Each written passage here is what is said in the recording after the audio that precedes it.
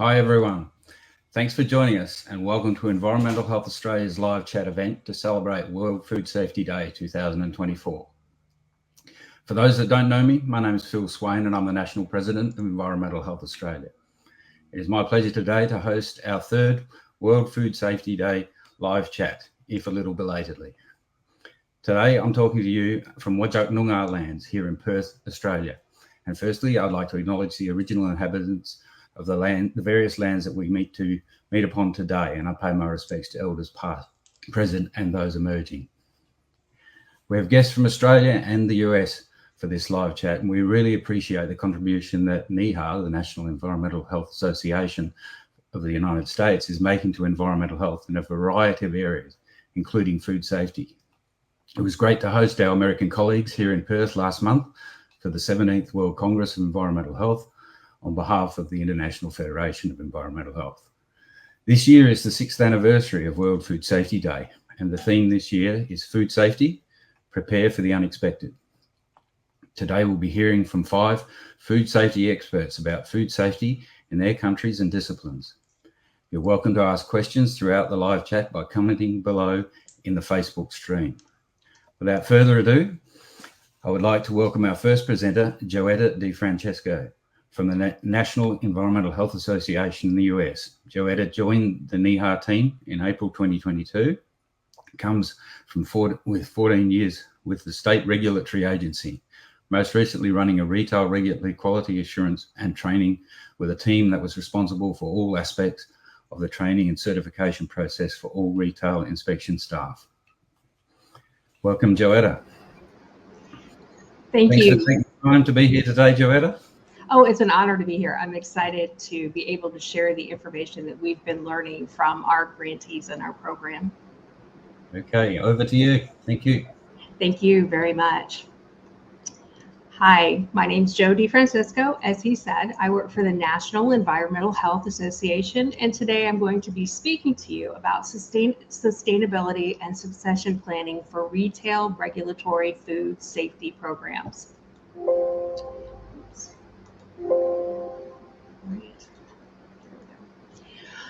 I work for NEHA, and our mission at NEHA is to build, sustain, and empower an effective environmental health workforce. And that's not just within the United States, it's anywhere where assistance is needed. So it's a pleasure to be here today with Environmental Health Australia and to be able to share information on what we've learned in our work. Today we're going to talk about sustainability and succession planning within a regulatory organization. We're going to talk a little bit about the research behind what we're seeing on job losses within regulatory in the United States. We're going to talk a bit about the loss of institutional knowledge and its importance. And then we're going to touch base on specifics of succession planning, data management, and networking. And then I'll be available for any questions. When we talk about sustainability and succession planning, sometimes you think, oh, why? That just sounds boring. Well, when I worked for the state of Florida, we had a large retail regulatory team, roughly 100 people.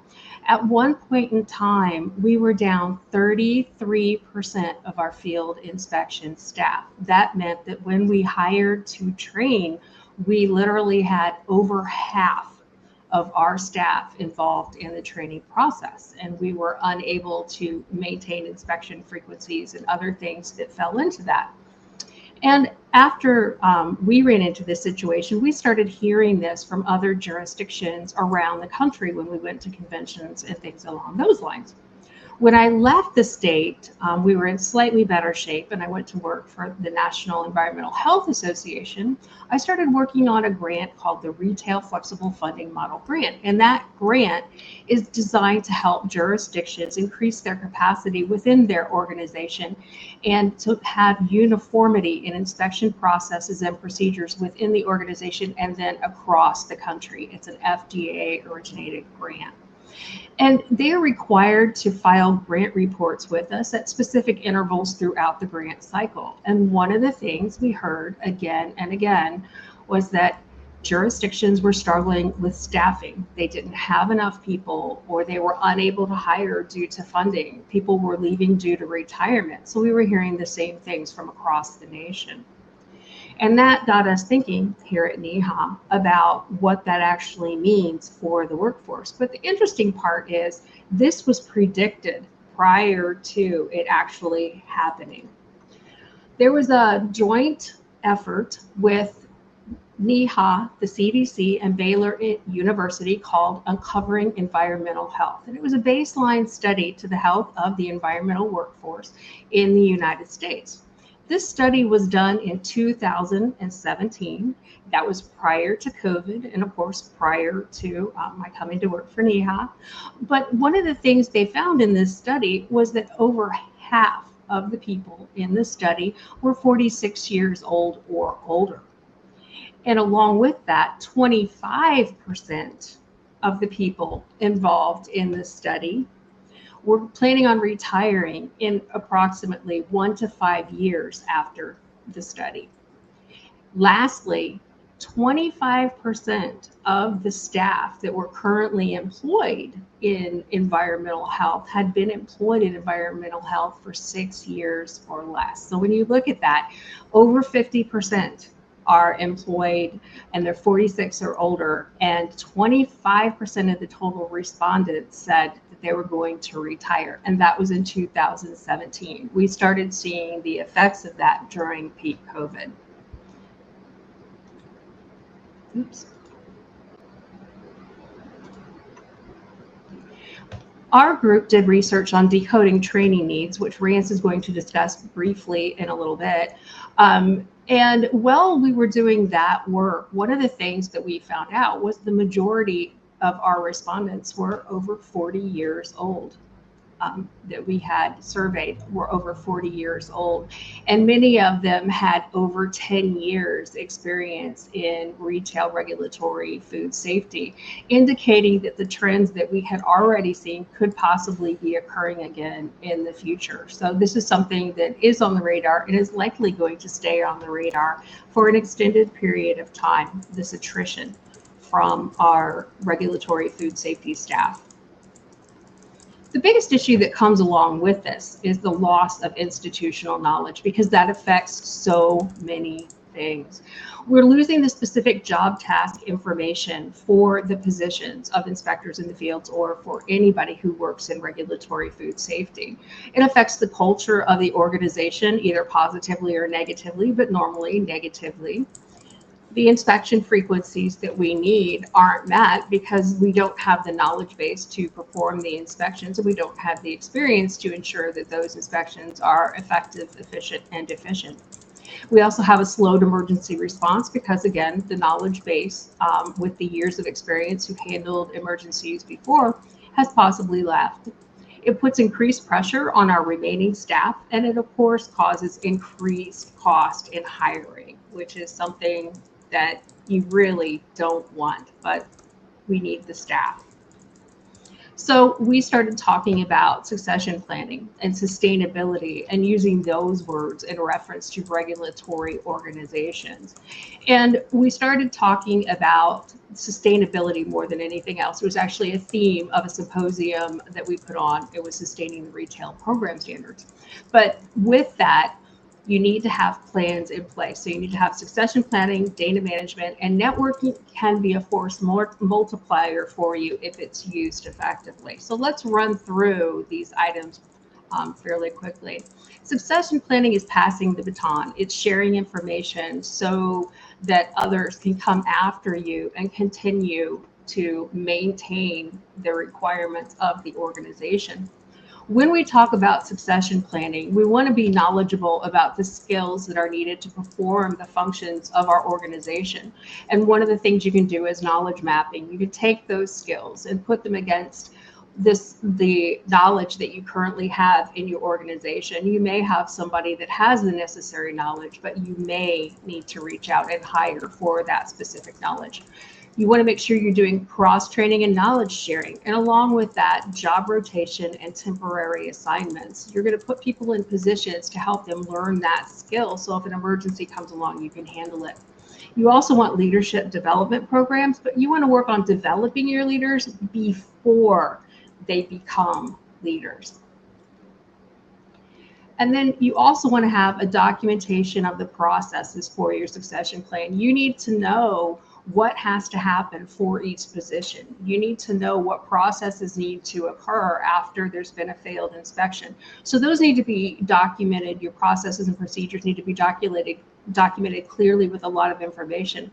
You want to perform exit interviews and make sure there's a transfer of knowledge, but you want to do that right after you get somebody's resignation, not the day before they leave, because you need to understand the scope of the work that they've been doing in their position to be able to ensure the appropriate knowledge is given to the people who will be replacing them. And lastly, you want to have mentorship and coaching where somebody who's already been in the position is able to share their information and help build up somebody who's newer to the regulatory authority or to the jurisdiction. After discussing succession planning, we want to talk briefly about data management and what's needed with data management to be able to have the systems in place so that your documents and information are shared appropriately. One of the things you want are standardized formats and templates. You want to make sure that everybody is doing the same things, the same ways on the appropriate documents, and it's all standardized. You want to have standardized file names as well, so everything is easier to find. You want a central location. If you're still using paper, you want a big place to store all that paper. But if it's computerized, you want to make sure that it's all in one location. Everybody knows where it's at. And if it's a new system, everybody is trained on that system. Along with that, you want to make sure that you have control of the versions that are going out into the public. You want to make sure that you don't have 3 of one kind of form out there all saying different things. So you want to have version control of your documents. And then you need backups and a recovery plan. Where is this backed up? How is this backed up? How often is it backed up to be appropriate for your operations? And then if that crashes, how are you going to recover it? What systems are you going to have in place to help you out? And then, like I said before, you need training on the systems, and everybody needs to have the appropriate access for the job that they're doing. They don't just need access to the system, they need access to the information. Because if they have to wait for somebody else to get them the information, it's neither efficient nor effective. Lastly, I want to talk a little bit about networking. And networking can be a force multiplier when it's done properly. And that can be working within your own organization, or it can be working outside of your organization. So if you have somebody in another division who has a data system already set up, maybe you can use their system. If you have somebody in another jurisdiction that's close to your jurisdiction that has a program that you could copy, maybe you could copy that program. But be prepared to give in that give and take. Using other people's work with their permission is a great way to make headway in what your jurisdiction needs. However, you need to be prepared to reciprocate. And this can be a force multiplier. Here in the United States, we have jurisdictions who are doing that. They're combining funds. 2 jurisdictions are working together. They combine funds to purchase a permitting system that they can use on tablets, and they use the money to purchase tablets for their staff as well. And now they're actively permitting on the same system in the same way, and it's actually providing consistency for that region. So there are things you can do with networking to help move everything forward in your jurisdiction.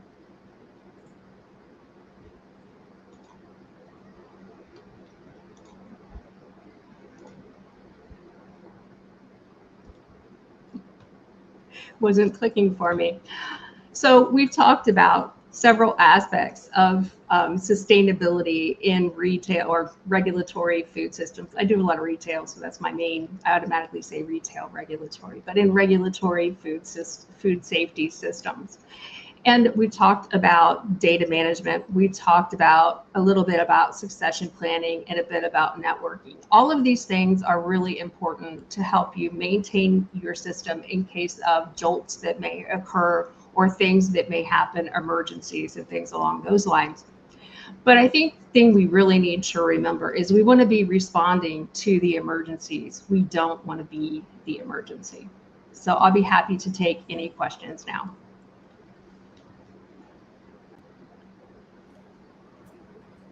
Thanks very much, Joetta. You're welcome. I think we're all dealing with the challenges of workforce, and I think being separated by a very large ocean doesn't make a lot of difference. I think we're having the same experiences in Australia. We've got a question that's jumped up there. What future challenges do you foresee for regulatory food inspection programs in the US and globally? I actually see two things. We do have the staffing issue, and that is going to maintain for a while, I do believe. Actually, and the other would be making sure we have trained staff moving forward, making sure that the people coming into environmental health have the training they need for their positions.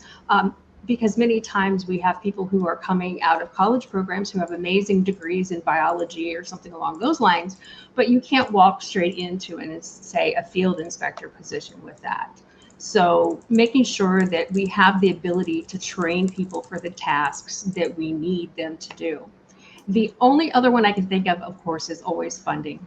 Funding is an issue, I think, nationwide and worldwide for our environmental health organizations, unfortunately.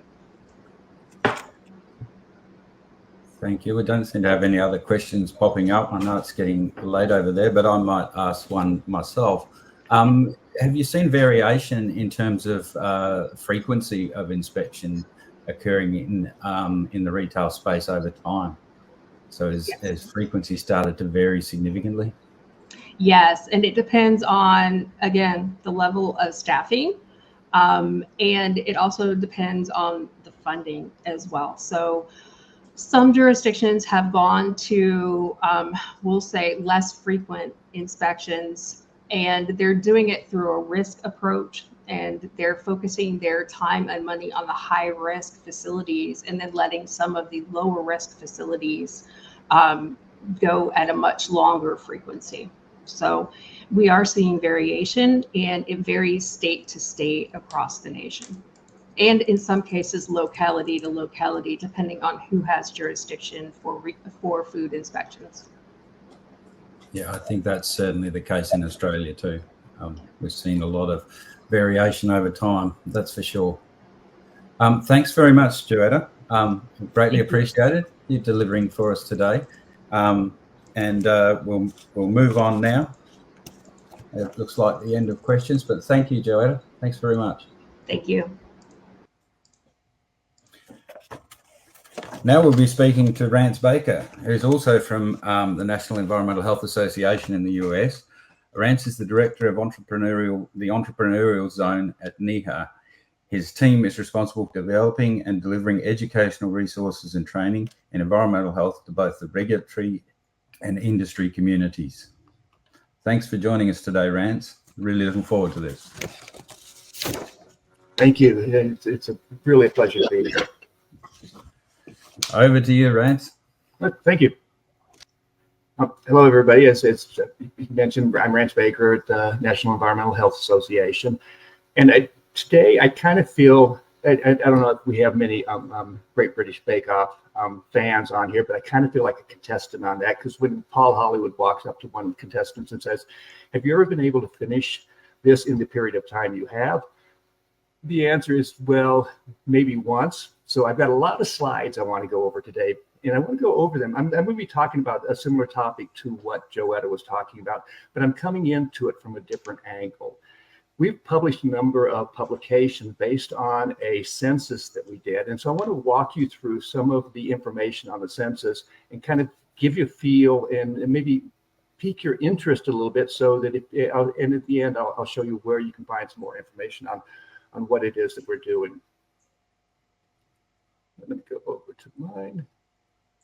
All right. So for the agenda, we're going to talk about the retail food safety regulatory competency research that we did. I'm going to give you some information on the background of it. We're going to kind of overview on the demographic based on what it is that we're going to be talking about. And then Because of that, we're going to be talking about those similar workforce changes to what Joetta was talking about. She was talking about it from environmental health writ large, and I'm going to be talking about it a little bit more from the retail food safety area there. And we're going to be looking at some competency areas there, because that's the focus that we're going to be looking on, is how do we build a competency-based workforce and look at that from an individual relevance and their exposure to the content, and then kind of talk about how we can use that data. So the needs assessment was based on was for the retail food safety regulatory community, that we needed to have a finite group of people that we could look at. And it was based on the National Curriculum Standards, a framework that's been put together with FDA. A number of U.S. associations were involved in it. CDC and USDA were also involved in it. And what it is, it's a curriculum framework that looks at anybody in retail food safety. Take off the retail food safety in general, whether or not you're working in manufactured food, animal feed, dairy, milk, retail food, and then broke it into different categories for those different areas there. We're going to be looking at the retail food section. The census was put together for the last 6 months of 2022, and we spent a lot of 2023 diagnosing what we got from it, and then looking to see how we can make a difference based on that information. What you see here are the knowledge areas that we looked at. These are part of that national curriculum standard that we put together there. And really, the goal to show it to you is to show you the breadth of areas that we're looking at. And some of them are very scientific in nature, whether or not it's epidemiology or microbiology, and some of them are more soft skills, such as communication skills. The census was to do a national level understanding of what the training needs were for the workforce, not necessarily what they wanted, but what they needed, and to prioritize those training needs. So we did it in a census form, and we did it. You were allowed to respond to it at either a jurisdictional level, saying that I am somebody who's either a training person for this jurisdiction, or I'm somebody who's knowledgeable about the training needs of the jurisdiction, or look at it from an individual level there, so that you could say, for me, myself, I want to talk about my exposure to the content and the relevance of that content to me. So looking at the needs assessment, let's look at some demographic information there. First of all, we had over 2,200 respondents back that were qualified respondents. Of those, over 1,500 responded at an individual level, and 743 responded as jurisdictional experts for that. I'm going to show you some similar information that Joetta showed, but I want to point out some key things on here for the retail food section. Let's look at age. While we asked at the jurisdictional and individual level, I really want you to look at that gold framed area we have over there, which is all representatives. And the key areas that we need to look at is almost 40% of the workforce said they were 50 years or older, with 14% being 60 or older. If we look at the number of years they worked in retail food safety, again, looking at that all respondents level there, we see that over half of the workforce has been in the field for 10 years or longer, and almost a quarter for greater than 20 years. Those things are kind of tying together there. We look at the job level, we asked them whether they were entry level, journey level, technical specialist level, or leadership level there. Again, almost a quarter of the workforce is in a leadership level, which kind of makes sense considering the age and the amount of time they've been in that area there. But this all is important because of something very similar to what Joetta said. What is the estimated turnover rate for the retail food safety professional in the next 5 years? So almost a third of the respondents said they expect over 50 to 100% of their workforce to turn over in the next 5 years. We're talking about that institutional knowledge gap that Joetta was bringing up. And we're also talking about bringing in a newer workforce that needs to find a way to be able to move up into be a more seasoned workforce at a quicker rate than we might necessarily use. So we're going to go back and look at those individual competency areas there again. So what are the knowledge areas? These are them again. And it's important because we asked them about these twice.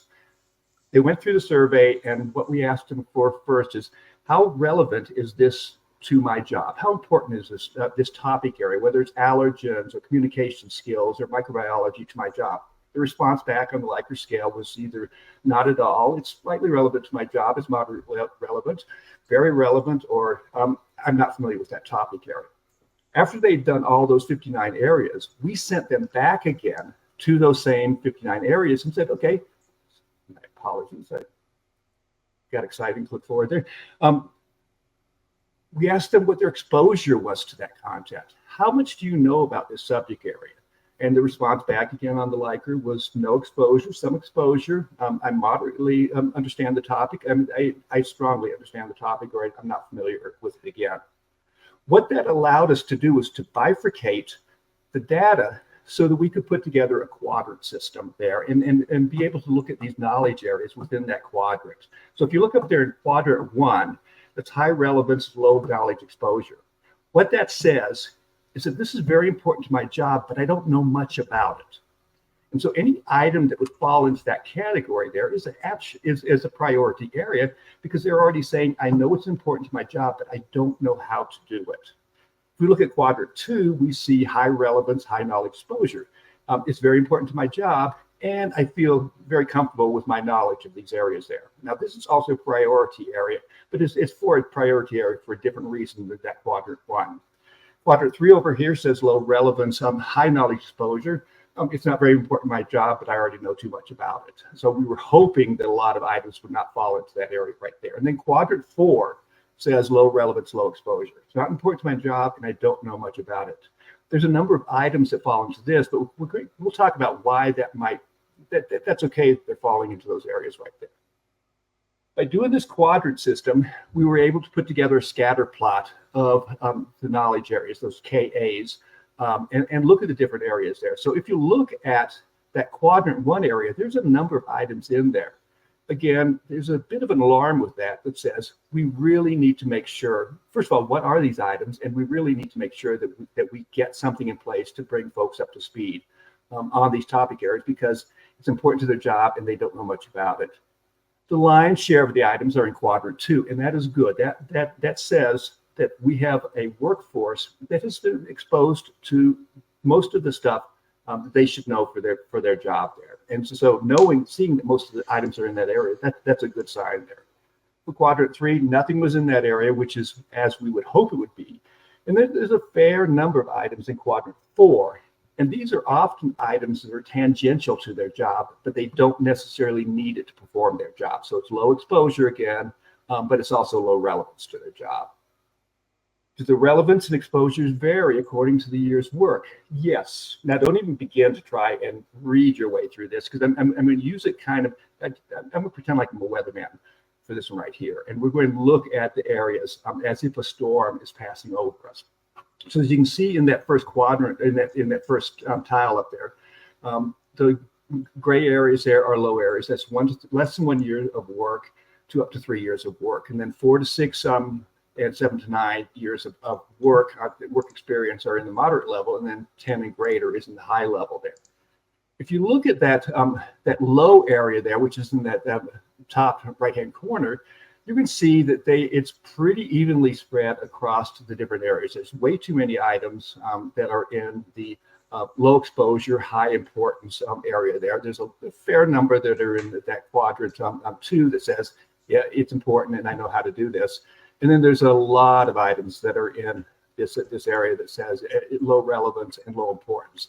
Now, those areas in that one right there are really kind of there because they just really haven't needed it yet. You know, I think we all know that you learn and start doing different things. You don't do investigations, you know, your first year on the job there. You're doing more inspectional type of things. So there's a number of items that they will get to later in their life, as you will see. So again, pretend like I'm a weatherman, and I'm showing you the storm system is passing over. Kind of look your way through low to moderate to high.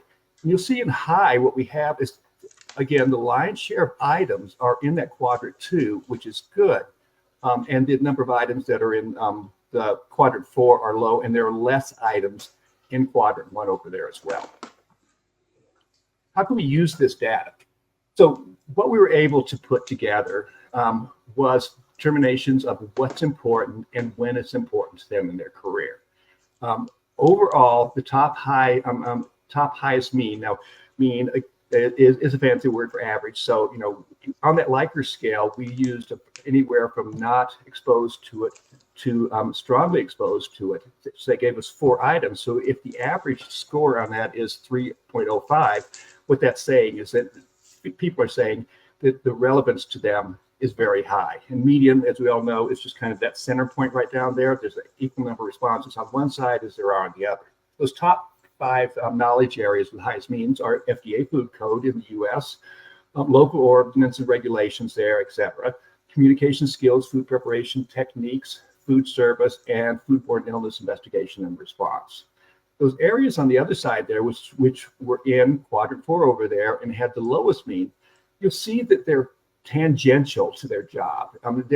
Unless you're very specific, you're not going to need to do formula review. You're not going to be working with imports, resource leveraging, or advanced formula review, etc. So how do we design trainings to fill those gaps there? In that quadrant 1, again, that low exposure, but it's important to my job area, we have some that cross over all categories or many categories. The thing to note about these are many of these are newer topics there. And so the wealth of information training on there is not necessarily there. Food defense vulnerability, continuity of operations, food salvage and disposal, these are all new topics there.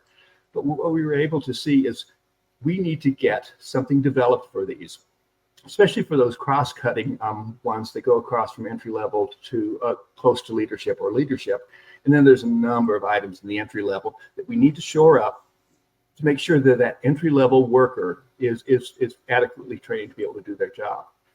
We're building this off of competencies. So what we're saying is that the workforce, if we can put the right competencies in front of you at the right time, we can help you advance quicker than you might necessarily work if you were working through just what we saw as the year categories in the very beginning there. This quadrant 2 is the high exposure, high relevance. These are those areas which everybody says they're quality areas there that I need for my job. And this really is the bread and butter of the program. And so this is very important because we need to make sure that it stays current. We need to make sure that we always have good content, which has the latest scientific knowledge on it, and it's ready for folks. At the same time, we think that there might be some chances to make some more advanced courses on these.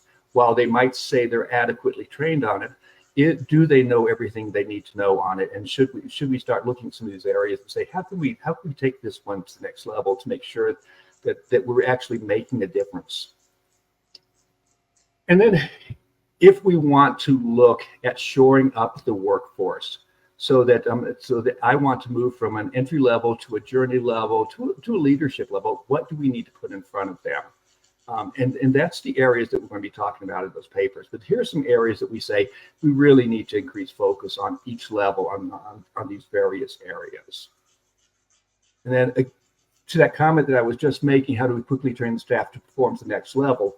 What we're looking at now, and there's a paper coming out in just a few minutes at paper time. I think it's due out in about 2 weeks or so. And what it's going to be looking at that, if I want to say I'm a year 1 level over there, and I need to work up to a year 4 level quickly, how do I go about doing that? And we're going to show how to put that roadmap in place for folks. What I'm taking, and that was telling you a lot of stuff in a short period of time, but I wanted to set you up so that if you are interested in opening these and looking at these papers, you kind of have some background going into it, and we have more data coming out on that. The January journal has the first paper, and the April journal has a second. Use your QR code and you can pull these up. I want to say that the Journal of Environmental Health, it's our peer-reviewed publication, so NEHA's scientific paper publication is now open access, which means you don't need to be a NEHA member. You don't need to sign up for anything.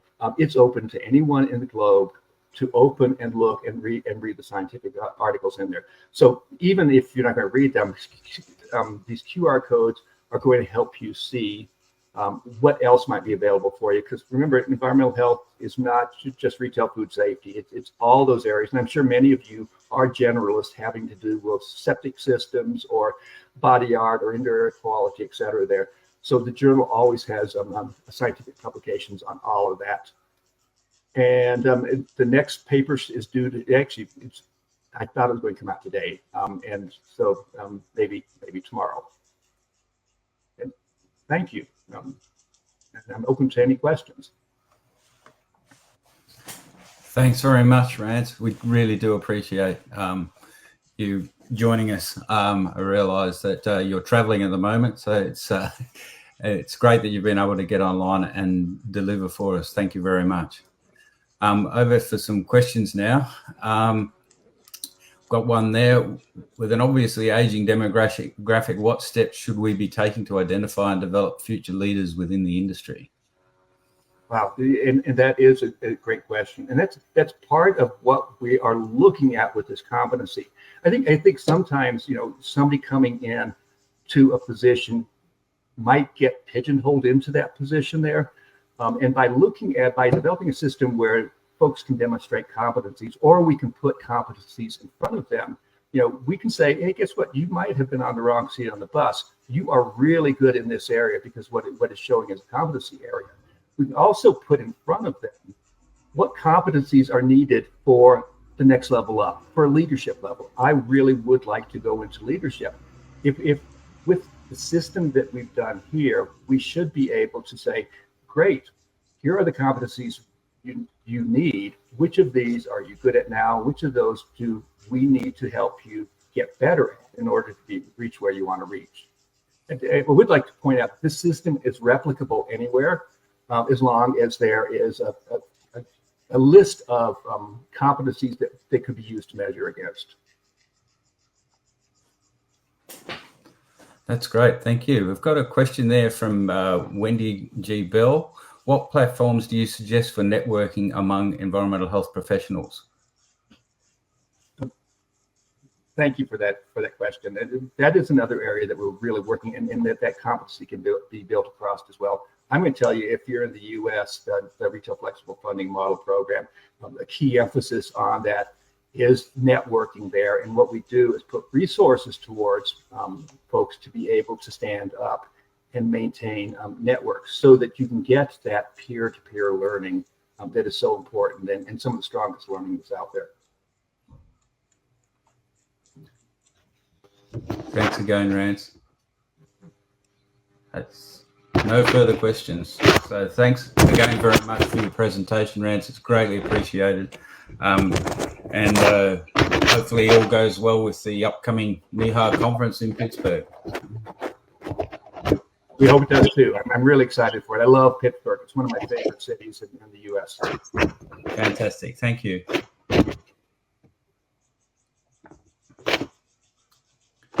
All right.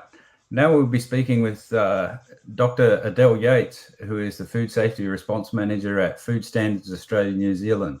She leads the team responsible for food recalls and is the coordinator of the national response to food incidents. Welcome, Adele. Thank you very much, and good morning, everybody. Yes, so as per my lovely introduction there, talking about how we respond to food safety incidents and recalls in Australia. Just get this presentation to go through. There we go. So this is a very pertinent topic for us. It was World Food Safety Day officially on the 7th of June, but we're certainly still in the same month, so it's a very hot topic. So the theme for World Food Safety Day this year was prepare for the unexpected, which is exactly what I do and my team does.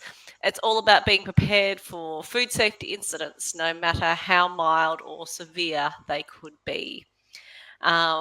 This is the poster that the WHO, so the World Health Organization, used, and for them, food safety incidents are situations where there is a potential or confirmed health risk associated with food consumption. Now, this can happen due to accidents. It could be inadequate controls, it could be food fraud, or it could be natural events, and that can certainly be environmental factors. So here in Australia, Food Standards Australia New Zealand, which we call ourselves FSANZ for short, our role is that we coordinate the food safety responses nationally. So I'm just going to start by giving you a little bit of background to FSANZ in case you're not familiar. So our purpose, we work across both Australia and New Zealand, is to ensure a safe food supply and well-informed consumers across both Australia and New Zealand. And the way that we achieve this is we have 3 key activities. So we develop food standards, and these are informed by the best available scientific evidence. We also coordinate regulatory activities across the food regulatory system, and this is really where myself and my team work, because we're coordinating those food incident responses and food recalls in Australia. And the other key activity of FSANZ is providing advice to food regulators and food standard information to consumers. So that's a little bit of background of FSANZ in itself. I'm going to talk through feed recalls and then move more into food incidents, which is when things kind of escalate a bit. So food recalls themselves. So this is an action taken by a food business to remove unsafe or potentially unsafe food from the marketplace. Now, you only need to recall a food if there is a public health and safety risk. If a company realizes there's a quality issue, they don't need to do an official recall. There's other processes in place. But should there be a risk to public health and safety, a recall needs to be performed. Now, there's actually 2 types of food recalls. There's a consumer recall or a trade recall. And the difference between the 2 is a consumer recall is conducted if the food has been supplied to the general public. So it's been for sale in your supermarket. So you as a consumer could have purchased it and know that you've got that product in your house. Trade recall is a bit different. That's when the food has not been directly sold to the consumer. So it's more when the food's been sold, for example, through hospitals, restaurants, catering, that sort of things. So it's slightly different. In terms of who does what in recalls, there's the 3 key players. So you've got the food business, you've got the home jurisdiction food enforcement agency, and then you've got FSANZ. So it's the business's role. So every food business, their role, if they realize that there is an issue with one of their products and a recall may be needed, then they need to notify their home jurisdiction food enforcement agency. Other things which they do, they work very closely with FSANZ. If the recall is going ahead, provide us with the information. With the recall, they are responsible for notifying their customers and the public about the recall for consumer level recalls. And the business also needs to monitor how effective the recall is and keep records. So that's the business, that's what they need to do. Then we've got the home jurisdiction food enforcement agencies. Now, these are the guys that actually determine if a recall is required, and they do have the power to mandate and enforce a recall if necessary. Luckily, most businesses, when they realize there's an issue, are quite happy to go ahead and recall the product. So they work with the business, in terms of advising whether it needs to be a trade level or a consumer level recall, and also establishing the recall communication plan. And it's also the jurisdiction's role to monitor the food business to make sure that the recall is occurring effectively. And then FSANZ, so that's myself and my team. What do? Our role is we coordinate. So we guide the food business through the process. So we gather and confirm information with the business. We develop a food recall notice if that's requested, and that's the notice that's stuck up in stores. So you might see that for a particular product, so people are aware. We also disseminate the information to government and stakeholder, and that can include industry. And we also notify the ACCC, which is a requirement for when a recall occurs, and we inform consumers if it's a consumer level recall. So we publish consumer level recalls on our website, we do social media, and we also have an email subscription list. Just a little bit of statistics. So last year in Australia, we did a total of 87 recalls, and this is just showing the different reasons that food is recalled. You can see the most common recall reason is undeclared allergens. followed by microbial contamination, but we also did recalls due to foreign matter, so that might be, metal or plastic, incorrect labeling, secondary fermentation, so that's when your alcoholic beverage has fermented more than was hoped. We always have the other category because there's always interesting reasons, but other key reasons is packaging fault or biotoxins. So you can see we recall for a range of reasons, and we also recall a range of products. Basically, you name it, it will have been recalled at some stage. The most common food group there is the mixed and processed foods, but that's basically because that's such a large category. You can see the majority of foods, we've recalled dairy products, breads, all the way down to food additives, spices, nuts, all sorts. Basically, any food can get recalled. So that's a little bit of a background on food recalls. In terms of food incidents, so this is when things are bigger. We might do a recall as part of a response to a food incident, but a food incident is generally, this is in terms of how we work, is when you've got multiple people getting sick around the country and we need to have a national response. We need to work together. So this is who we work with. And again, for Zans, we are the coordinator with. The main group that we work with is shown there on the right-hand side in green, the Binational Food Safety Network, or BFSN for short. We love abbreviations. But the key people that we're working with here are the states and territories. So that's those enforcement agencies. We also work very closely with the Department of Agriculture, Fisheries and Forestry. So it's the imported food team, which is part of the BFSN. We work very closely with our Department of Health and Aged Care, so AusFoodNet, that's all our epidemiologists, we work with them. And being that we are Food Standards Australia and New Zealand, we tap into our colleagues over in New Zealand, so we also work closely with New Zealand Ministry for Primary Industries. So when we have what's classed as an incident, something big is happening, we're doing a lot of working with the BFSN all the time, be it emails, be it meetings, whatever is required. Other groups of which we can work with, and we send down their connect as appropriate.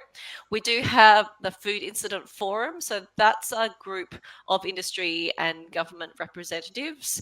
So if it's a big incident, we might be using them for sharing information, but we also work with them all around the year. We have meetings and keep in contact with them. The other key ones in terms of international networks, we work very closely with InfoSan, and we also get RASIF notifications. So InfoSan is the International Food Safety Authorities Network. So there is InfoSan representatives in, I believe, 189 countries around the world, so a fair amount. So if something is happening in Australia that is related to either a food that's been imported into Australia or exported, then we will reach out to InfoSan and they can then contact the relative affected countries. RASIF is a European-driven group, so they're the Rapid Alert System for Feed and Food, and they let us know if there's either product from Europe that's come to Australia that there's an issue with, or Australian product that's gone to Europe and someone has identified an issue. So then we can work through and get if a product needs to come off the shelves and be recalled, or whatever appropriate action needs to be taken. So that's sort of the background of who we work with. In terms of the BFSN, so our Binational Food Safety Network, this is just showing how things can escalate. So we start off, something sort of brewing in the background, and we're just sharing some information, probably like an email, just for your information. Then it could be, this is getting a bit more serious. We might have a meeting and decide national response action is required. And it will depend on the issue and whether it could be a almost more common reason, or it could be something which we just are completely stumped. We have no idea what's going on. And if it's more complicated, or there's a lot of people getting sick, it's more likely that we will activate the National Food Incident Response Protocol. Now, this protocol needs to be activated by one of the enforcement agencies. Again, Zans is the coordinator, but we don't actually activate that protocol. And throughout this process, if we need to, we will tap into our Food Incident Forum as well. But regardless of where it sits on that continuum, all food safety issues are treated very seriously, and it just depends on what's the most appropriate response for it. So should the protocol be triggered, the reason it will be triggered, it's a mechanism for coordination, for sharing information, and for coordinating public communications. So the role for FSANS, as I was saying, we are very much the coordinator. So we coordinate that response. So we're the ones organising the meetings, chairing the meetings, and we also provide secretariat support, so sending all the information out. We also have some other key roles. So we are the risk assessment. So depending on what the issue is, we'll get the relevant risk assessment team at FSANS to do what we call a rapid risk profile, which is really like short and snappy because they need to be able to do it like within 48 hours. We need to know what's going on, and that can then get updated throughout the process. And we also take the lead on communications, so whether or not it's decided if we need to do a media release. But one thing we generally always do if there's a big incident happening is have a dedicated page on our website, the FSANS website, for that incident. So with general information about the incident, if there's been any products that have been recalled, FAQs, all that sort of stuff. So if people need more information, it's a single point that they can all go to. And I just wanted to share some examples of some relatively recent incidents, but ones which I thought had a bit more of an environmental twist on them. So in November 2021, there was a national incident declared for Vibrio parahemolyticus in oysters. So there was 256 cases of Vibrio parahemolyticus which occurred nationally across Australia. As a result of this incident, the oyster production area of Coffin Bay in South Australia was temporarily closed. There was one consumer recall for raw Pacific oysters produced in Coffin Bay, and in fact that recall covered the whole area of Coffin Bay. So it wasn't a particular producer, it was all producers in that bay. It was identified that product was also exported. So that's when we were tapping into our international network. So we used InfoSan so that we could notify all the countries that had received those implicated oysters. Now, you might be asking, how is this environmentally linked? Well, the fact is that Vibrio parahemolyticus is a bacteria which naturally can be present in coastal and estuarine waters, and for reasons which has been investigated, and I cannot personally tell you exactly what happened environmentally, but things were a bit different that year than normally occurs. So there was a lot higher level of Vibrio in the water at that stage. There has been a lot of work done following up from this and different measures put into place. So should similar conditions occur in the future, we do have some different controls in place which will hopefully minimise the same issue. The other one that happened in December 2022, and I know this made around the world notification, it was hallucinogenic spinach. It was a big one. It was toxic weed contamination in spinach. So there was over 190 cases of illness. And again, so those people had various symptoms such as hallucinations and blurred vision, all sorts of things. It was they believe it was anticholinergic syndrome. So what happened was people were turning up to hospital quite unwell, and they identified that they were all eating baby spinach, and in fact all from the same place. They're actually traced back to one single producer, and that producer had very good traceability systems in place, and they were able to realise it was all from actually one field, and in fact just one part of one field. It turned out that the spinach was contaminated with a weed. It's a thorn apple, and it's a type of nightshade also known as Jimson weed. So that was, and once that was identified, it was that weed that actually matched in with the symptoms that the cases were suffering from. So with this particular incident, we did quite a few recalls. So there was a tray level recall, and that was only one product that was recalled, but they had several different sizes. And then we did 4 separate consumer level recalls, and these had multiple products with multiple weights. Baby spinach is in a lot of different foods.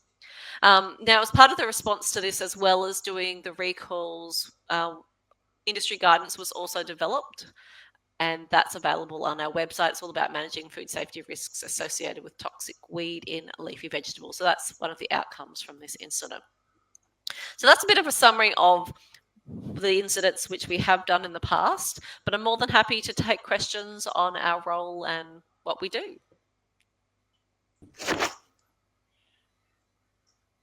Thanks very much, Adele. Very interesting. A couple of great examples there of the sorts of things that that you get involved with. We'll take a couple of questions now. How do food recalls impact regulatory compliance and future inspections for the companies involved? Okay, so again, FSANZ is the coordinating agency. So this again comes back to the local enforcement agency. So it would depend on, they would be the ones doing this sort of work. But as part of, if you need to do a recall, you have to do post recall requirements. You need to put in corrective actions, and then your local enforcement agency will then come and visit you and make sure that you've actually put in place what you've said and that sort of thing, and they check in with those particular businesses. Thanks very much. I might ask a question myself. How do you see technology impacting the sorts of work that you're doing in the future? I remember back in the day, the joys of phone calls and faxes. So. Yeah, yes, we have moved on from faxes. It is very much, we are slowly getting a bit more up with technology. So now these days, if a business needs to do a recall, we have a nice form, which is, it's a PDF which you can fill out. It's accessible on all devices and phones and that sort of thing. And then they can send that through and we can actually upload that directly into our system. However, we work with businesses whatever level they are at. So one of my colleagues the other night, the person was, the business didn't have great IT skills or things. So he just stayed on the phone and they just talked through every single question and he just wrote it down or typed it into our system, just like we used to in the old days. The other thing we need to work with is some businesses, English is not their first language. So sometimes it could be that either a translator is required or sometimes the local councils will go out with a translator for them, or they need to wait for a family member to come home who can then translate. So it's quite fascinating. People come from all different angles and we just work with them where we're at. Thanks for that. You mentioned the development of a sort of code of practice in one of those examples. We've got a question there. What steps are taken to analyse and learn from food recalls and incidents after they have been resolved? Yes, so that's a really good question.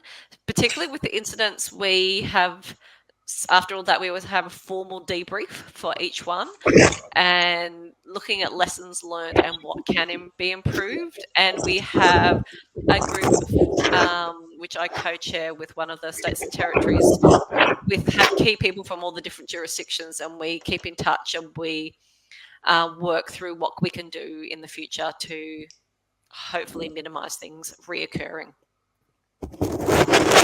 Thanks very much for that. That's it as far as questions go. Thanks very much for your presentation, Adele. It's greatly appreciated. And yeah, look forward to talking more in the future. Thank you. All right, moving right along. Our next speaker is Jim Dodds, the CEO for Safe Food Production Queensland and a Life Fellow Environmental Health Australia and a Fellow Leadership Western Australia. Welcome, Jim. Thanks, Phil. Thanks for the opportunity. It's always a pleasure. Yeah, I'm coming to you from Turrbal Jarragora land in Queensland today, so we're right on track. Look, I've actually come at this slightly differently to some of the others. I've taken a bigger picture point of view and I acknowledge the work that we've heard about the workforce. And we, as you would know, most people in Australia are suffering those difficulties about what does the workforce look like in the future and what are they. But I've tried to come at it from that aspect of, well, just in case, which is another way, I guess, of couching of expect the unexpected.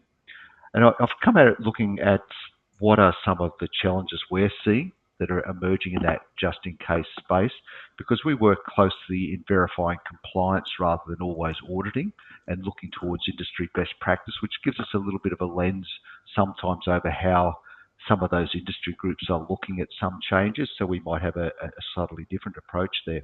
And we also engage a little bit more with industry sectors rather than just individual industry groups. We don't avoid the industry individuals, but we do that. And I guess, like most of the other regulatory agencies in Australia, we've just heard Adele talk about for ZANS, we're pretty lucky that we have a science and risk-based agency who set our standards and look towards risk and science very strongly in setting those standards. So we've got a pretty good approach when we start to talk to the industries that the standards that we're talking to them about are in that science base. So as you said, they don't get into the regulatory stuff. So they're often focused more on the risk than the actual regulation, which probably gives us in Australia a pretty good position to think about some of these things. So I think there's some things in Australia that are powerful that we should possibly be thinking just that little bit more about. So just moving to the next slide. So that's a bit of the context. And I've sort of actually done a little bit of a chat talking about just in time too, because I think that a lot of our assessment at the moment, how we go about our regulatory approach, and that includes us, we actually come at it from a just in time, which is probably a contemporary approach to regulatory thinking, but it's not probably where we're going to have to land, especially with the workforce changes, but also some of the things that we're seeing industry start to do, which we think are opportunities for us to measure and see their ability to be in that predictive and ready to respond, rather than, okay, we've got systems in place and we know that we will be able to respond, but actually being ready and showing that we've got preparedness. So I guess the just in time is the thing that's been around for most of my life, and it probably still is very much around, particularly if you're in the retail sector. It probably is the driving thing, and that's the bit of work around meeting customers' demands in terms of time. You've got the product ready when they wanted it. You're meeting their quality specification, and you're probably also meeting their quantity, and that's pretty much sits nicely with the Australian standards approach and most other nations, I guess, where we actually measure or audit, and that gives us some standards to audit against or inspect against. It gives us an approach, and it makes it clear mostly to the requirements that are needed by industry. But a couple of things that we've noticed in COVID and now some of the troubles in the world at the moment, some of the conflicts have actually given us a bit of a focus, particularly at the end where we work at, which is production and processing, that sometimes there's disruptions to those supply chains. They're not as reliable, and they can be difficult in times of crisis, whether that be a pandemic or, as we've just suggested, the shortage of some materials. And some of those materials actually come into things like energy and certainly power. And the other thing that we've noticed, particularly in the agricultural side, but it's actually also shown out in the manufacturing degree, is that sometimes these challenges come together, that, you know, we might not be able to get a workforce, but we also might not be able to get the particular product that we always use. And sometimes we can't also get the particular machine that we need. And we in COVID, we had an unusual situation where we didn't have an outbreak, but we had noticed some increase in disease, and it was associated around an egg producer who had actually introduced a very complex and very new machine. But when we started to work with them and understand what might be going on, the machine hadn't actually been calibrated properly, and it was actually causing an unusual number of fractures in the eggs, which obviously created a potential pathway which hadn't actually expressed itself, but was an increased and changed risk. We couldn't get the skill set to actually recalibrate that machine available in Australia. Eventually, there was a window in the COVID movements, and we were able to source someone out of Southeast Asia who came over, and we corrected the problem. So we had to manage a whole lot more wastage in that side of the industry for that period till we could actually get that stuff work. So that sometimes, as I say, these things come together differently, and you need to think about things differently than being just ready, just in time, and think about, okay, what if this did happen? How would we do it? And I guess that often the first casualty is actually driven by finances in the big side of things. So it's just worth being mindful of that approach that we're currently working with. The way the world is changing at the moment is actually one that probably won't necessarily suit us well all of the time into the future. So as I said, some of the challenges we've seen is that scarcity of raw materials, and we've had to actually deal with, particularly through the Ukrainian Ukrainian war, the ability to actually access some of the materials that some of our people need to actually manufacture has disappeared, and they've had to find substitutes, and making sure those substitutes don't cause then an allergy problem out in the marketplace.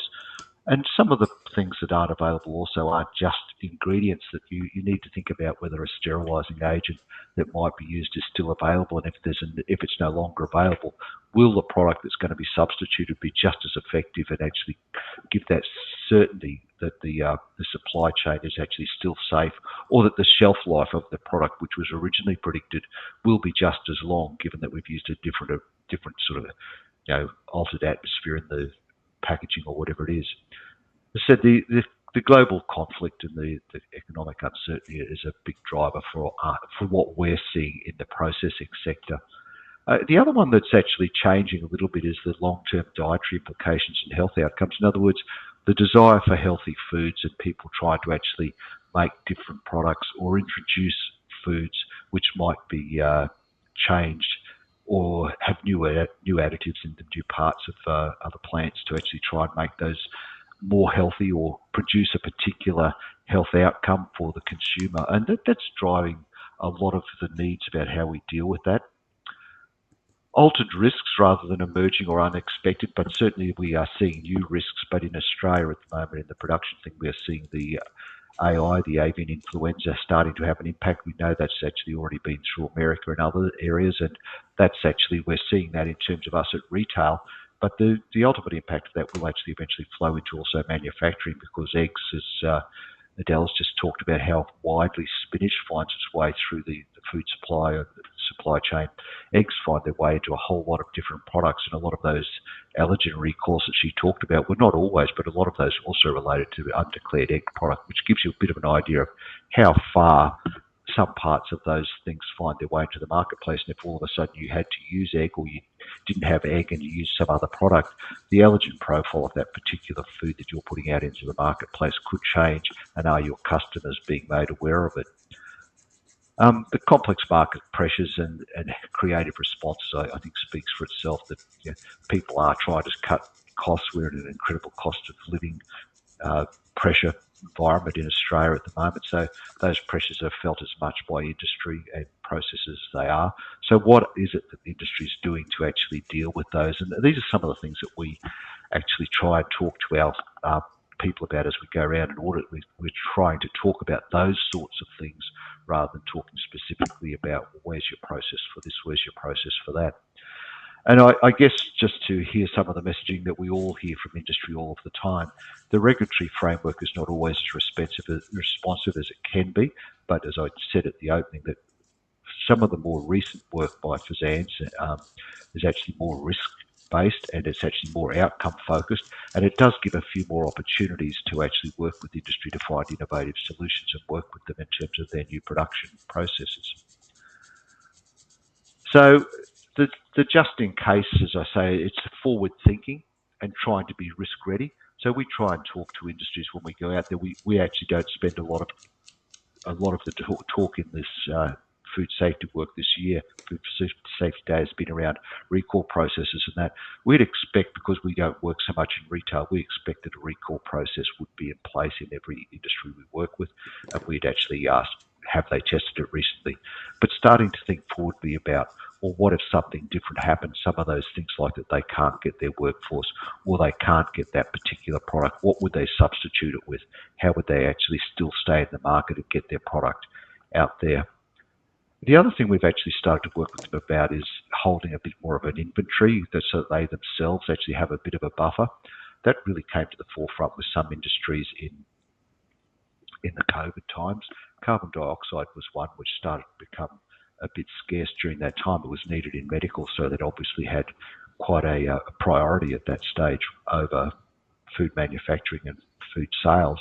But it was actually an important component in some parts of the manufacturing, and we started to reach points where some bits of industry might not have been able to get that product, which would have forced us to actually use processes which were looking backwards 20 or 30 years, and did we still have a skill set, and would their facility be able to deal with going backwards to manage that. And that were some of the discussions that we started to have and planned at that time. And we've taken that forward now as we start to talk to our people about their just-in-case thinking.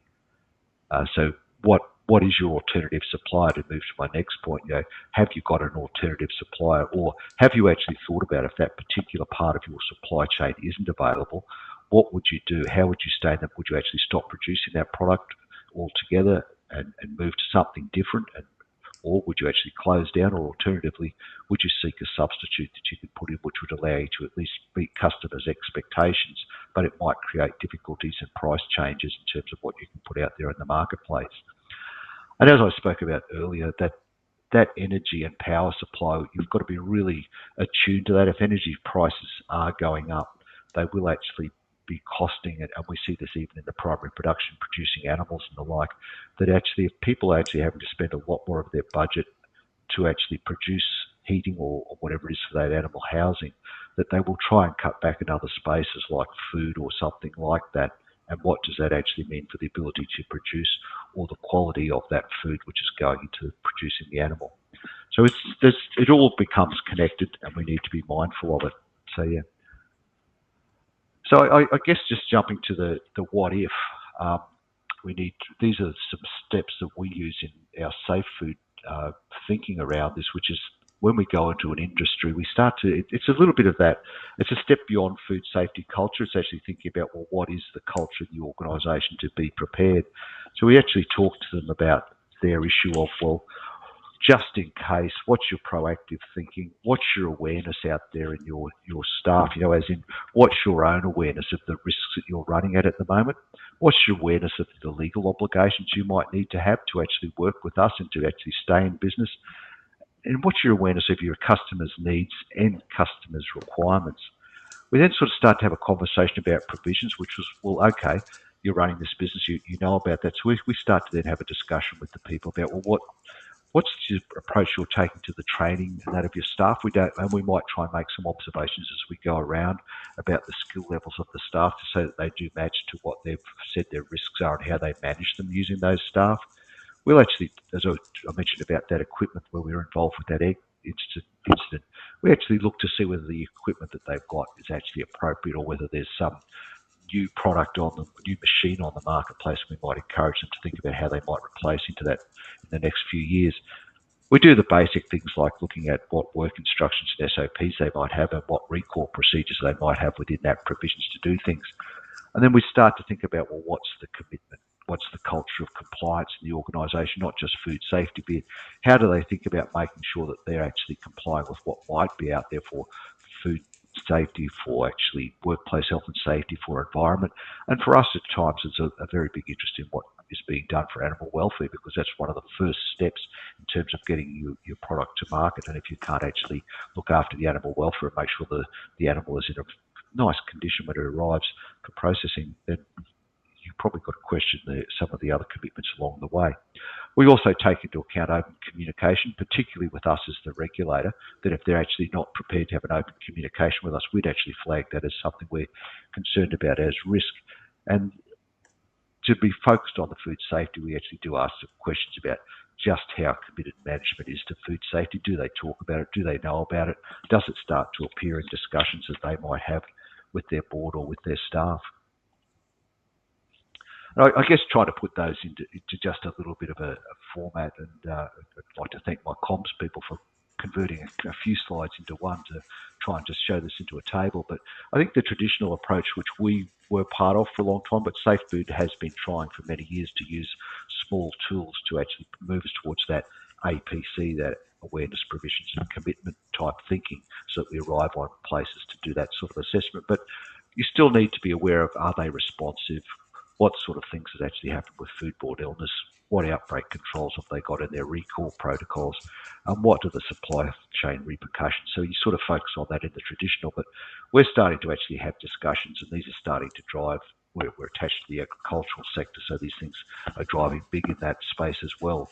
But that environmental impact of actual production, right the way back to production on the ground, some of our international trading partners are actually putting some very big requirements on us, which we need to then measure and show that we've complied with them.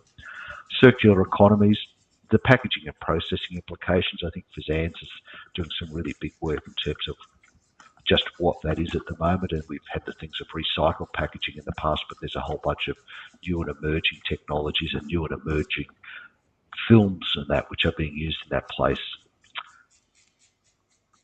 The supply chain vulnerability, supplier risk, and food security is starting to become clear. We've seen it a little bit with the eggs, but we've actually, at the moment in Australia, but that food security aspect is something where we're finding being aware of how product moves around is actually important, because it actually also means that we've got an idea of what is the exposure in terms of the transport, which is important.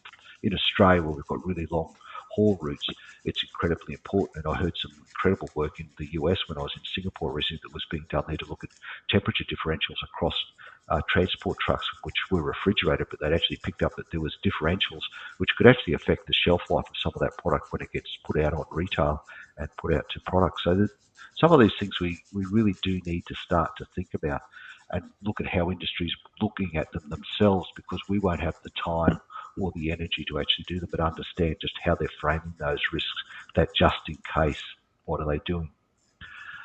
And I guess this is my final slide, but it talks about where safe food is at the moment and where we're trying to head. I've been having a bit of a chat on the side about some of our data sharing stuff, but we've actually started to put a lot more focus in the last 5 to 10 years on regulators' relationships with food producers.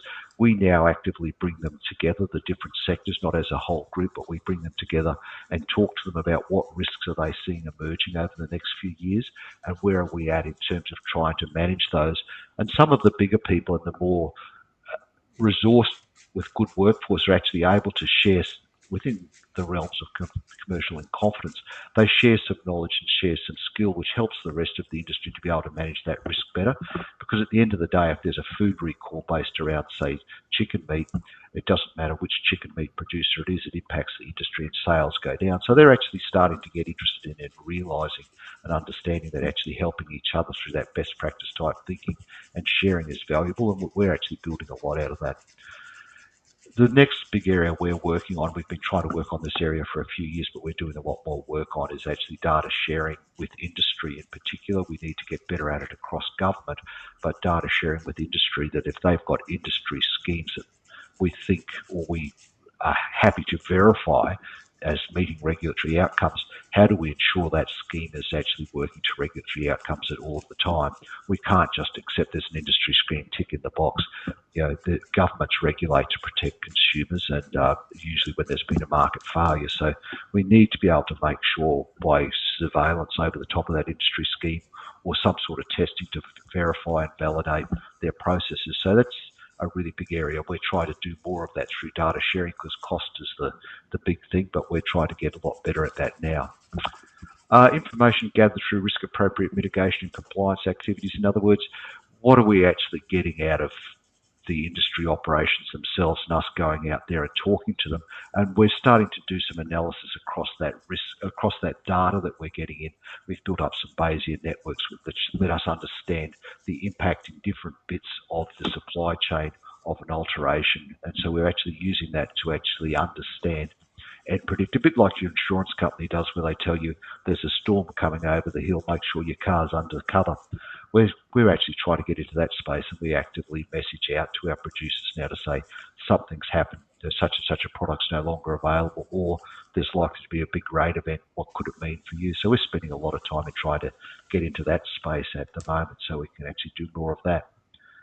And I guess just finally, what's trending out there, and how do we actually build that back into the system so we can share it and get it across all of our accreditation holders so that we can actually help them to manage their world a bit better.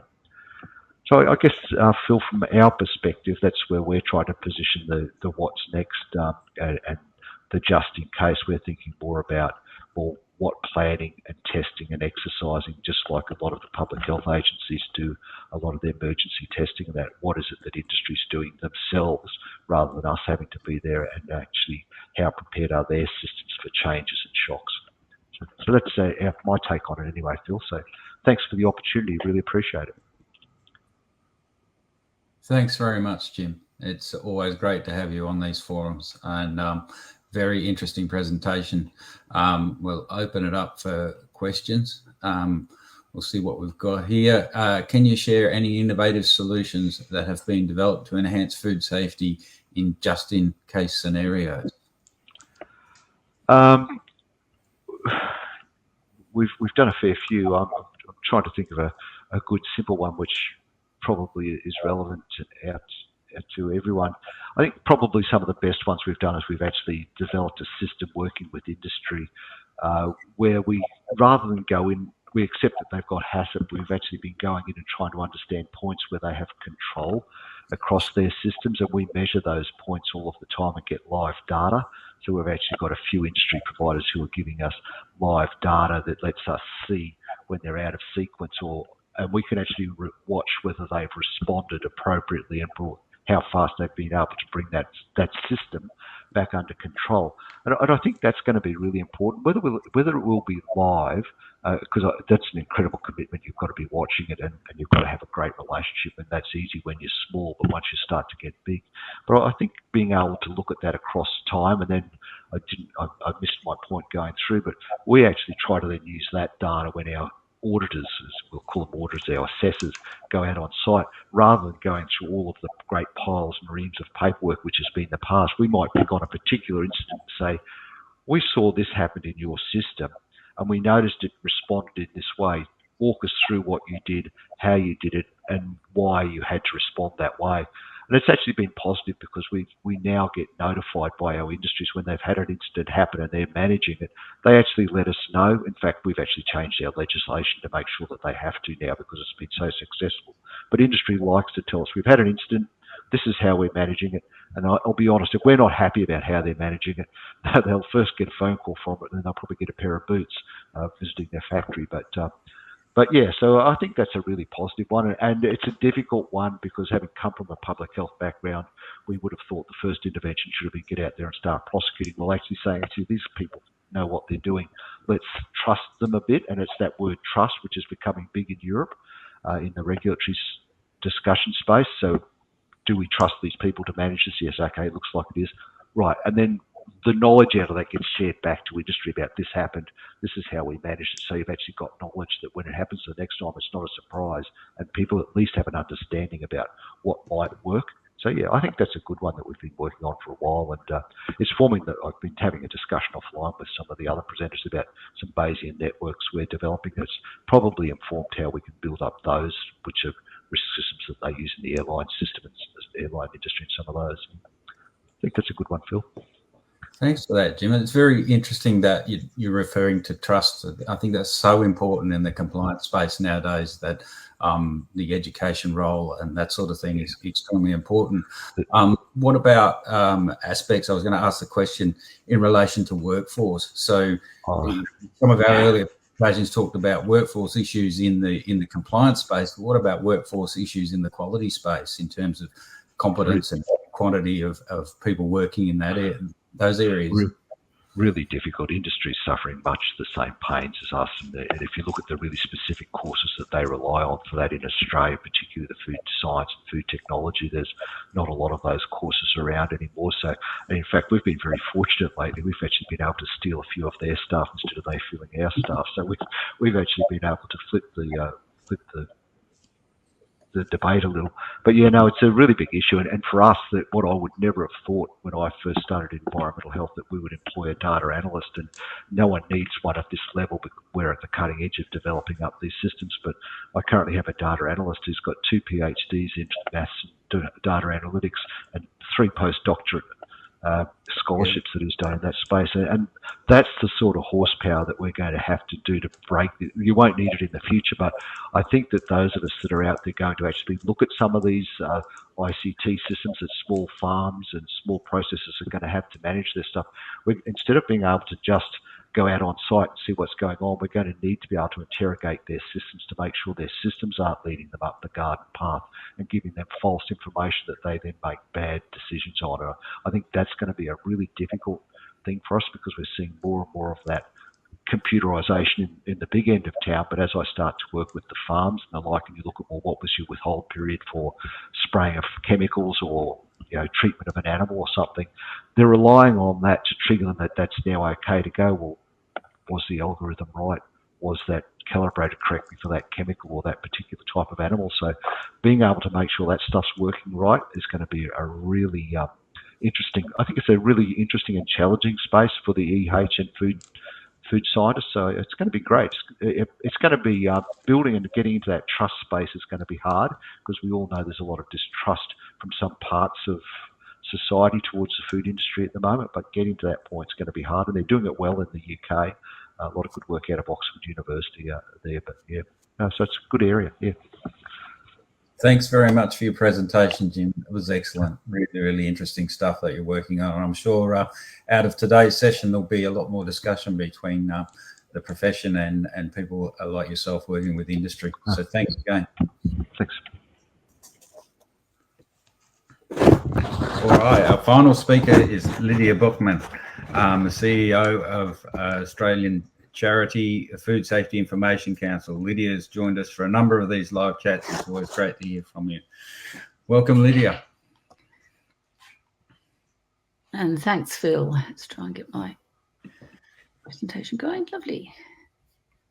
So, yes, as Phil mentioned, I'm the CEO of the Food Safety Information Council. We're a health promotion charity, and we were founded way back in 1997. Just let me go back one. Our members are most of the health authorities and food authorities around Australia, including quite a few people in this session this morning.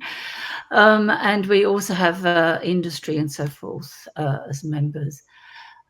Food Safety Week in November is our major gig, and we do a major campaign of the year lasting over the summer with TV and radio ads, but we do lots of small campaigns during the year: hand washing, school fundraising, gardening and parasites. So it's not just one major focus for that. But what I want to talk about this morning is probably the weirdest thing in all the years I've been involved in food safety, and this is the Deathcap mushroom issue. Donald Rumsfeld was laughed at years ago, and he said there's known knowns and unknown knowns and so forth. There's a few known knowns in food safety. One is food recalls are always late on a Friday afternoon. We've learned that one. Or if you've got a really nice family gathering, then something will happen and the media will want to interrupt you from that. But Deathcap mushrooms was the strangest one of all of the things recently, and very time consuming. So we've always provided information for many years now about, particularly around autumn time when mushrooms start literally springing up around the country. But we also responded to issues such as the Deathcap mushroom poisoning case, which happened last year. So certainly when it was kicked into the news in July last year, as most of you will be aware, sadly, four people had Deathcap mushroom poisoning. It ended up as a story right around the world. I've been overseas recently, and people keep asking me this over dinner, how this was progressing. 3 people of the 4 people who got sick died, and after going for lunch with a relative, and eventually that relative was charged with murder. So that's an allegation that we can't talk much about, but it's certainly a moment we used for a teachable moment for wild mushrooms. We got a lot of media coverage. We're very open with our media. We're a member of the Science Media Centre, and our experts are up there listed so that media know to come to us for comment.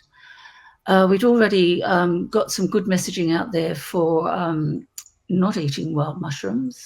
And we were particularly aiming at people who lived in areas where mushroom foraging is common and where mushrooms grow commonly.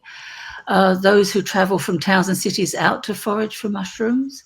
And also people not born in Australia. I think about over 50% of us either weren't born here or had a parent who wasn't born here.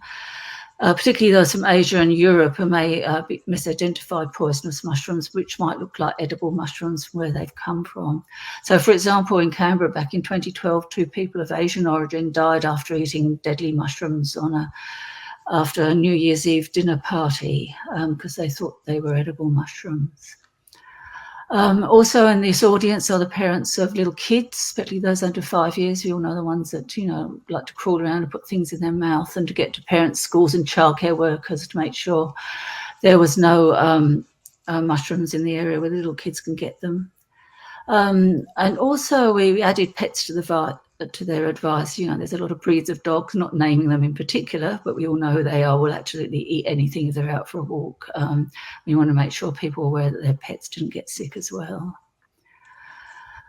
So we developed our key messages, as we have for many years, with the state and territory health departments and the Poisons Information Centre, particularly in New South Wales, but they're linked to the entire Poisons Information Network throughout the country.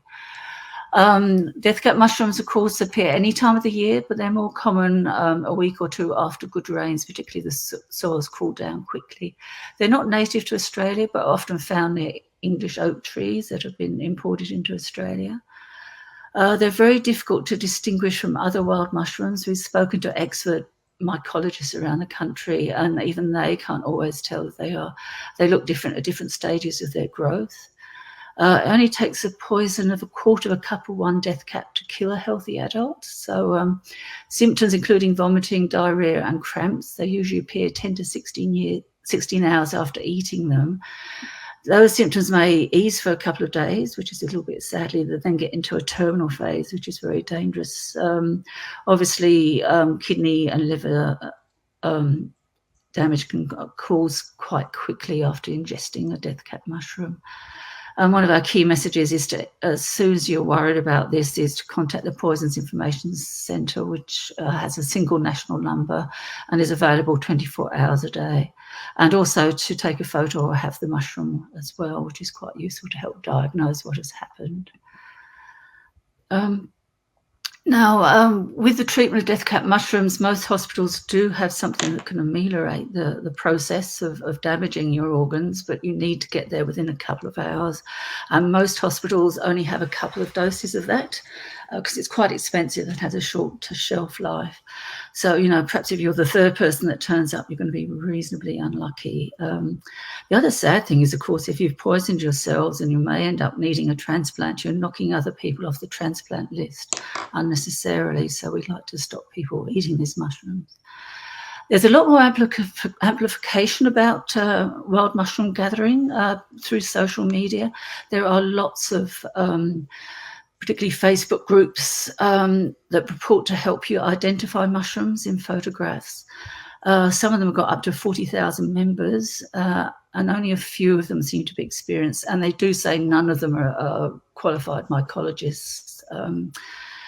There's also lots of artificial intelligence stuff out there that purports to identify your mushrooms, such as Google Lens, but that's not accurate. They are not always getting mushrooms right, and if it's a deathcap, you don't want to take a chance on that. So this is one of those gathering websites where people get very excited asking about what sort of mushrooms they are or not. And one of the worst ones I saw is a guy who said, we had these for dinner last night. There's a few left over. Do you think they're poisonous? Which is not quite the right way around to get it. I did ask recently if they could list the Poisons Information number on this website. And they said no, which is not very helpful. At the time of when this first hit the news back in July and August, we did a lot of interviews, as you can see there. We ended up with 108 regional news items, and my normal benchmark is a big incident if I've lost my voice after this. We certainly got out there. We got out to seniors. We got out to a lot of regional Australia. And on the ABC, which is an emergency channel, and that gets messages out there, but also on a couple of commercial TV interviews. We reached, once again, our messages got out on social media, not quite as many people on that, but they're very engaged when they do look at that. And we shared material in 30 nation languages and overseas languages, and also on the National Indigenous Radio Service and Imparja TV to get to Indigenous people. We suspect most Indigenous people gather food with a lot of knowledge and tend to avoid smaller mushrooms, but we want to make sure that they were aware of this. We were very careful to background the journalists that we couldn't comment on the court case because it was sub judice, but they did put our messages out as well, which was good. Back in September last year, commercial sales of mushrooms suddenly dropped 10% because of consumer concerns. So we worked with mushroom growers on adding a couple of new messages. We recommended that people support their local mushroom growers as they'd lost sales, and also to point out that commercial mushrooms are produced very safely in sterilised soil where they can't be contaminated by wild mushrooms, and that people who are buying wild mushroom kits to grow at home should be particularly careful about making sure they don't get contaminated. We added the message about foraging during Food Safety Week. The theme of Food Safety Week last year was dollars and cents, bad pun, of course, but it really cut through because during the cost of living crisis, people were doing, a few crazy things, including rummaging through bin skips to get food out of there, which is very risky, but also foraging for wild foods such as wild mushrooms. And as Jim mentioned, the Jimson weed was, Adele mentioned, Jimson weed was another reason that you don't want to gather wild food. You don't quite know what you're picking.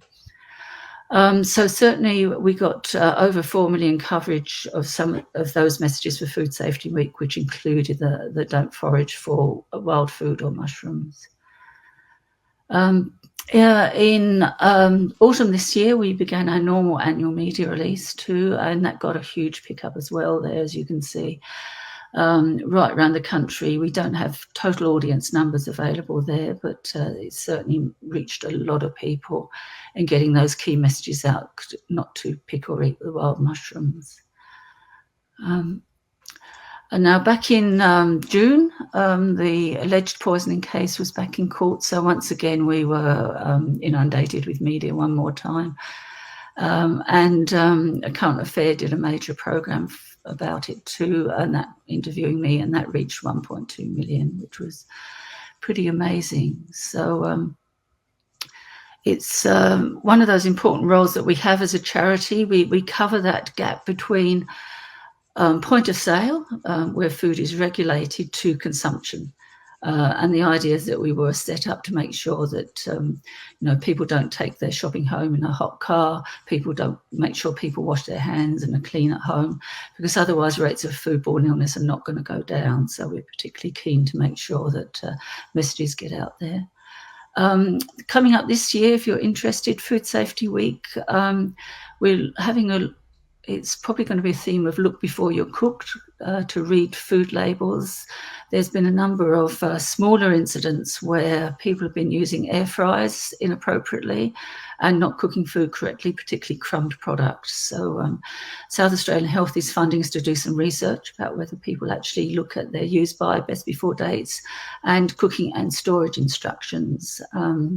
So that will be interesting to see how that comes out, but we're still seeking a little bit more funding for that, as it's a little bit hard to get some funding. We don't have any federal government funding. We've lost that a number of years ago, and many charities are in a situation like we are, not having sufficient financial support. We do all work pro bono.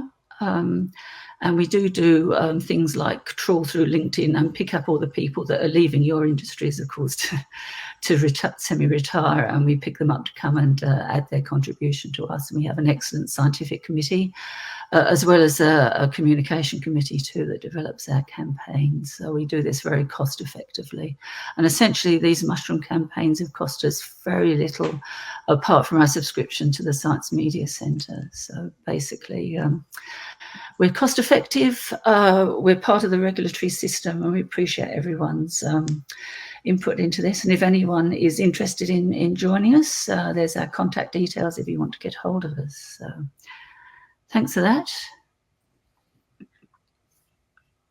Thanks, Lydia. It's always great to hear from you, and such important work that you're doing.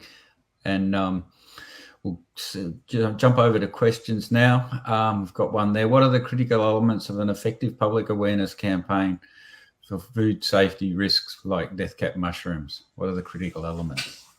Yes, I think the main one is knowing your audience.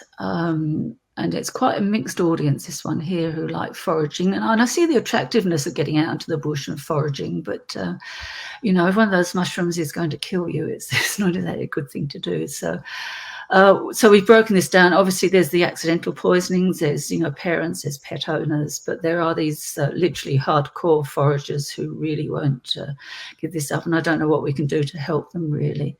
There's a couple of states, certainly New South Wales allows mushroom foraging in pine forests, which reduces the risks a bit because they tend not to grow around pine trees, but it can still happen. So it would be nice if all the states and territories do that. But simple messaging, know your audience and how to reach your audience through that. If it is social media, you can use that, but you can't beat the traditional methods of media, of TV, online media that people still look at. So we do our best to try and use all those methods of doing it and to reach as large an audience with simple messages. I get a bit bad-tempered towards the end. It tends to be, don't eat the bloody mushrooms. I can understand that. I can definitely understand that. And what about, there's a lot of pressure on family budgets at the moment. Are you seeing any, food safety issues evolving due to that, people seeking out alternatives to their normal food supplies?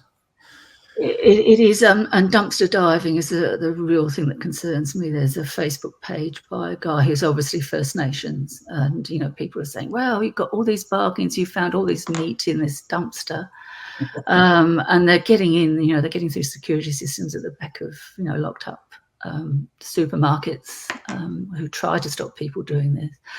And we're trying to encourage people to, go to food charities where safer food is given away there to make sure it is safe. And to realise that, best before and use by dates don't work on food that's been stuck in a dumpster. And there's probably a big recall reason why it's been put in there in the first instance. And of course, it's not refrigerated there. So, yeah, not a good idea. Yeah. Thanks very much for that. We don't seem to have any more questions, but thanks very much for the presentation, Lydia. It's always great to chat with you. Thank you. Thanks, Phil. Thanks everyone for being here. Thanks very much to our presenters, and that concludes our World Food Safety Day live chat this year. I hope everyone's enjoyed the presentations. It was a challenge bringing it across multiple time zones, but it's been a great collection of speakers, and I'd like to take this opportunity to once again thank our fantastic speakers for taking the time to be part of today's live chat. Their knowledge and experience is always greatly appreciated. A recording of this chat will be made available via the Environmental Health Australia YouTube channel in the coming weeks, so keep an eye on the EHA social media channels, and Sam, I'm sure, will have that up and going in a very short period of time. We've just shared a link to the YouTube page in the comments if anyone would like to view some of our other live chat recordings. And lastly, if you'd like more information on environmental health officers, or Environmental Health Australia, visit the Environmental Health Australia website by following the link in the comments box. And thank you for joining us, everyone. Happy, somewhat belated World Food Safety Day. Thanks.